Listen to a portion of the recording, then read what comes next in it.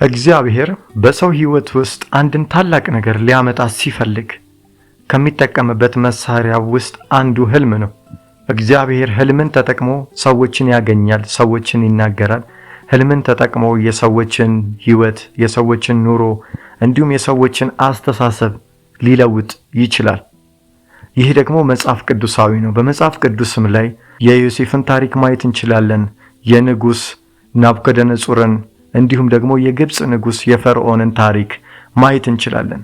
እግዚአብሔር ህልምን ተጠቅሞ በሕይወታቸው ላይ እንዴት ያለ ታላቅ ነገር እንዳደረገ እንመለከታለን። ዛሬም የአንድ ሰውን አስደናቂ ምስክርነት እነግራችኋለሁ።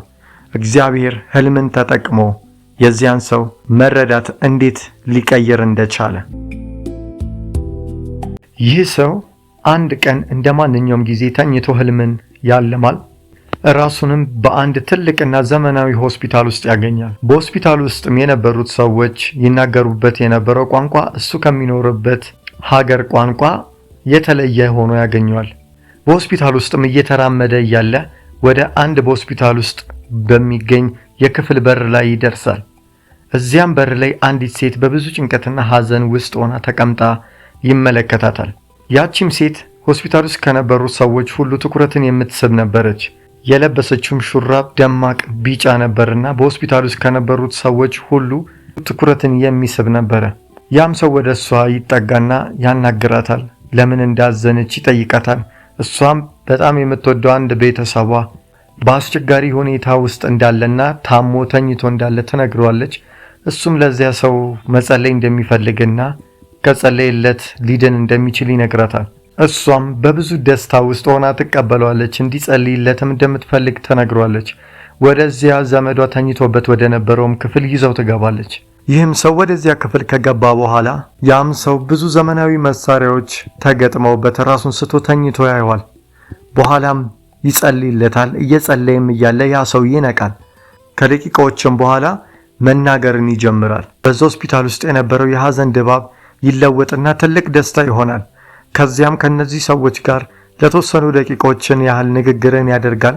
በኋላም በር ላይ ለነበረች በብዙ ሐዘን ውስጥ ተቀምጣ ወደ ነበረችው ሴት ይሄድና ከሷ ጋርም የተወሰኑ ያህል ደቂቃዎችን ንግግርን ያደርጋል። በመጨረሻም ስሟንም ይጠይቃታል።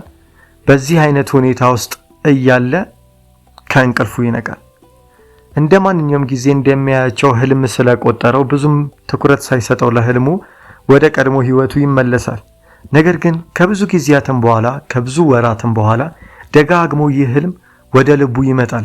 ከዚያም ይህ ህልም ትኩረት የሚያስፈልገው የእግዚአብሔር ሐሳብ ያለበት ነገር እንደሆነ ያስባል። ኋላም ግን ለዚህ ህልም ትልቅ ትኩረት መስጠት እንዳለበት ይረዳል። እግዚአብሔር በዚህ ህልም አማካኝነት ሊነግረው ያሰበውን ነገር መረዳት እንዳለበት ይወስናል። ምክንያቱም ከዓመታትም በፊት እንደዚህ ያሉ ነገሮች ገጥሞት ያውቃሉ። አንዳንድ ሰዎች ሲጸልይላቸው በህልማቸው እንዳዩ ይነግሩት ነበርና ምናልባት በዚያ ጊዜ ላይ በዛ ሆስፒታል ውስጥ በብዙ ጭንቅና ሐዘን ውስጥ ለነበሩት ሰዎች እግዚአብሔር ያደረገው ተአምራት በዙሪያቸው ሊጸልይላቸው የሚችል መንገድን ሊያሳያቸው የሚችል ሰው ስላልነበረ ምን ሊያደርጉ እንደሚችሉ በማያውቁበት ሁኔታ እግዚአብሔር ግን የራሱን ኃይል ብቻ ተጠቅሞ ለነዚያ ሰዎች ይህንን ተአምራት እንዳደረገ እነዚያን ሰዎች ሊፈውስና ጥያቄያቸውን ሊመልስ እንደፈለገ በዚህ ሁሉ አጋጣሚ ውስጥ ደግሞ እግዚአብሔር ያለ መከልከል እንደሚሰራ እንዲረዳ አድርጎታል። አንዳንድ ጊዜ ምንም ሰው በሌለበት የማንም ጣልቃ ገብ እንዲኖር በማይፈልግበት ጊዜ እግዚአብሔር ሰዎች ሊረዱት በሚችሉበት አይነት ሁኔታ ነገሮችን ያሳያቸዋል። ይህን ነገር ተጠቅሞ ደግሞ እግዚአብሔር ለነዚያ ሰዎች ፈውስን፣ የህይወታቸውን ጥያቄ የመለሰበትን ሁኔታ ነው ያስረዳው። አሁንም በአንዳንድ ስፍራዎችና በአንዳንድ ቦታዎች የእግዚአብሔርን ቃል መናገር፣ የክርስቶስን ስም መጥራት እስከ ሞት ድረስ ዋጋን የሚያስከፍልበት ሁኔታ አለ።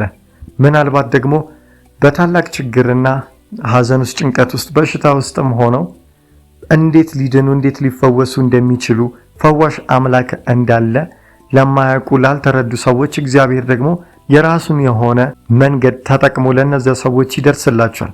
እነዚያን ሰዎች ሊፈውስና ሊያድን ይችላል። በዚህ ህልም ውስጥ ይህ ሰው የተረዳው ነገር ለነዚያ ሰዎች ሊተረጉሙትና ሊረዱት በሚችሉበት መልኩ እግዚአብሔርንም ሊያመሰግኑ በሚችሉበት መልኩ ይህን ነገር እንደገለጠላቸው እንዳሳያቸው እንደተረዳና ለእርሱም ደግሞ በተለያዩ ስፍራዎች ውስጥ ሆኖ በብዙ ሐዘን ጭንቅ ውስጥ ሊኖሩ ለሚችሉ ሰዎች መጸለይ እንደሚኖርበት ምንም እንኳን በአካል ሊገናኙ ባይችሉም ሊሚቴሽኖች ቢኖሩም በመንፈስ ግን አንድ እንደሆኑና እግዚአብሔር ሊረዳቸው ለሚፈልጉ ሁሉ ሰዎች መጸለይ እንደሚገባው እዚህ በመንፈስ ሆነን የምንጸልየው ጸሎት ደግሞ እዚያ ሩቅ ቦታ ላይ ላሉ ሰዎች ተአምርን እንደሚሰራ እንደሚያደርግ እግዚአብሔር እንዳስተማረው ነው የተረዳው።